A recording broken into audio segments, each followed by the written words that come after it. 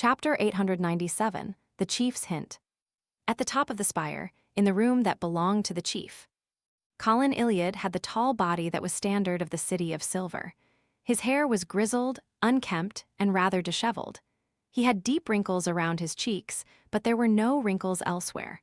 Some old scars, that were either deep or twisted, remained on his cheeks. He wore a linen shirt on the inside with a brown coat draped over his body.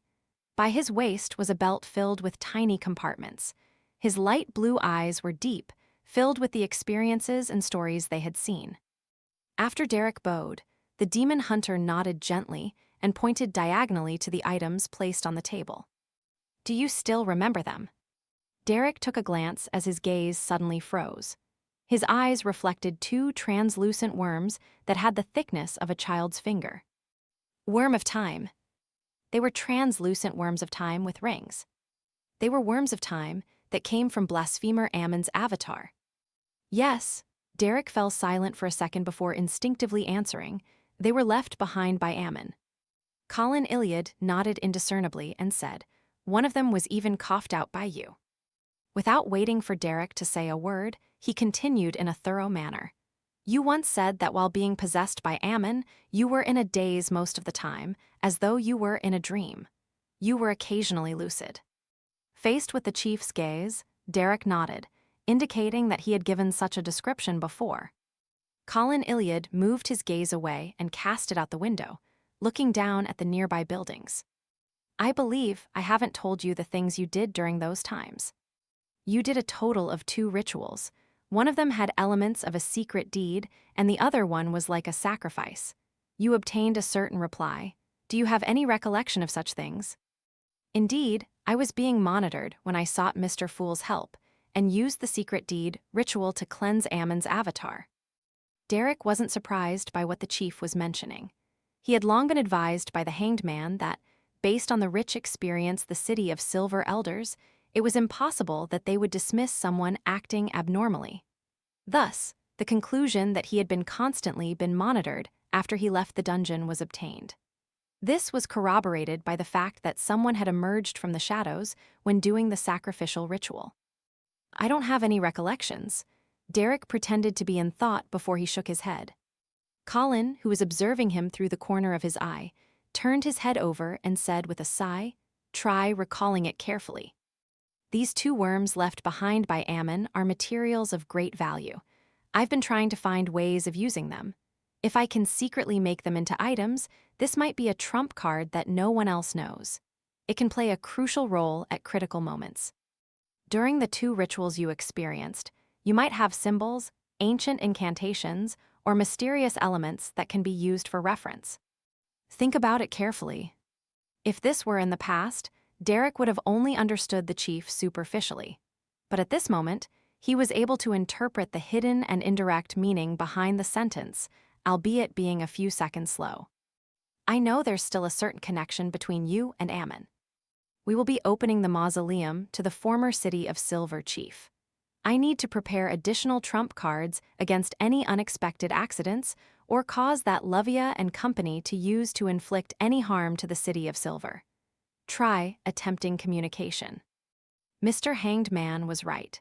The higher one's level is, the more experienced they are at handling danger, and the more accustomed they will be at expressing themselves by speaking in riddles.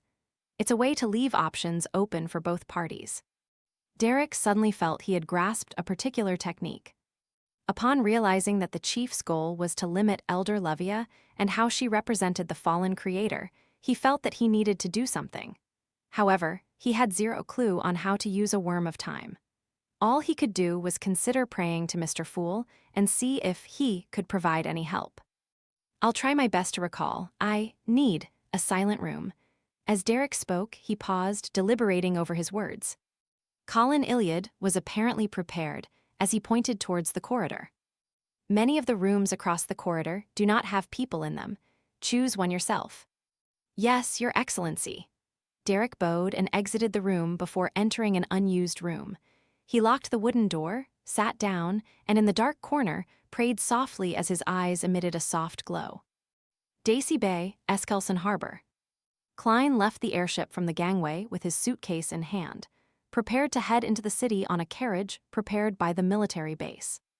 As for Dolly Simone, Leonard Mitchell, and the other Red Gloves, they were the first batch to leave the airship. Klein had been arranged to be one of the last, hence, they didn't meet each other. After entering the city and finding a hotel to stay in, he prepared to have some rest to remedy the poor sleep he had last night. Suddenly, he heard a series of illusory, stacked pleas. Sounds like Little Sun.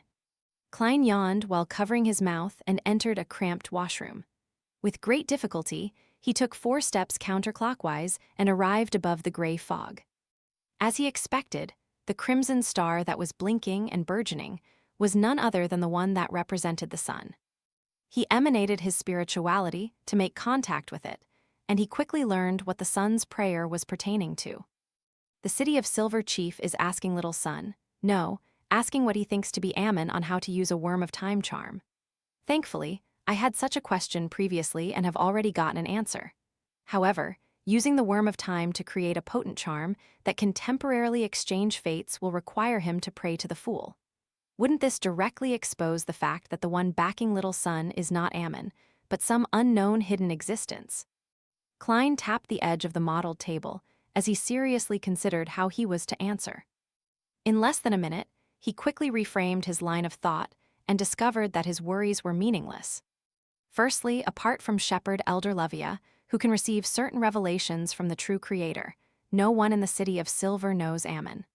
All they might guess is that he is likely the Angel of Time, one of the 8 kings of angels that were by the Creator's side.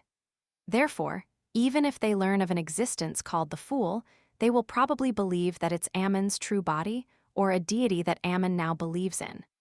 Secondly, the honorific name of the Fool is no longer a secret to the true Creator, Blasphemer Ammon, and Shepherd Elder Lovia. It doesn't matter if more people from the City of Silver learns of it. Thirdly, the chief named Colin Iliad is only a demon hunter. Even if he knows the honorific name of the Fool and has a Grade 0 sealed artifact, there's nothing he can do. After all, Blasphemer Ammon and the true Creator haven't been knocking at my door in the middle of the night. Finally, the 6-member council's chief is long aware of a problem with Little Sun.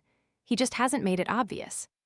As his thoughts raced, he felt that he needed to be bolder. Perhaps I can use this opportunity to develop another 1 or 2 downlines. No, I mean believers. Little Sun won't have to fight alone anymore in the future. Besides, I've already improved since the time when I wiped away Ammon's avatar. I've also accumulated even deeper knowledge in mysticism. I wield the Sea God Scepter and can stir even more of the powers of the mysterious space above the gray fog. I don't have to worry about missing anything when facing a sequence 4 demigod during the ritual, as long as I don't rashly pull him above the gray fog. Klein quickly made up his mind and cast the method to creating a fate siphon charm into the crimson star representing the sun. Knock, knock, knock. The sound of knocking resonated within the chief's room at the top of the spire. And before the knocking even sounded, Colin Iliad had already known that Derek Berg had opened the door and was walking over to his room. Come on in, he turned his body and faced the door. Derek pushed open the door and entered. Bowing, he said, Your Excellency, I've recalled some vague details. Colin Iliad nodded with a calm expression.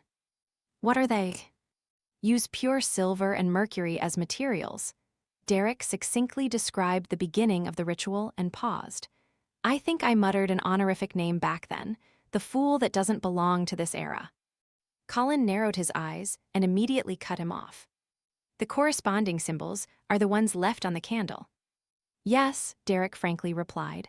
The second line is the mysterious ruler above the gray fog.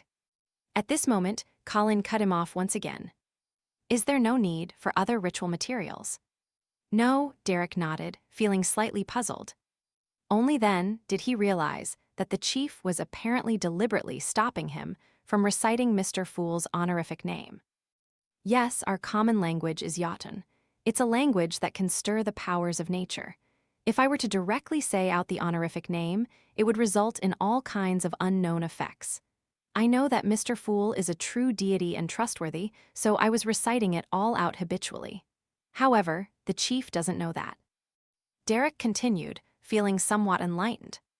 Third line, the king of yellow and black who wields good luck. Colin silently listened, in silence before nodding. Very good. Although I cannot be sure that the content you recall is of any use, it's still a sizable contribution. I'll get someone to add to your contribution. Return, or go to the library to read some books for a while. Yes, Your Excellency. Derek wore a deadpan look as he silently heaved a sigh of relief and rapidly retreated to the room at the top of the spire. Colin Iliad watched him leave before heading behind his desk and sitting down. He cast his gaze on the two translucent ringed worms in front of him. Beside the worms was a notebook. Drawn on it was a secret symbol comprised of half a pupil-less eye and half contorted lines. Colin's gaze remained fixed for a while, as though he had been petrified.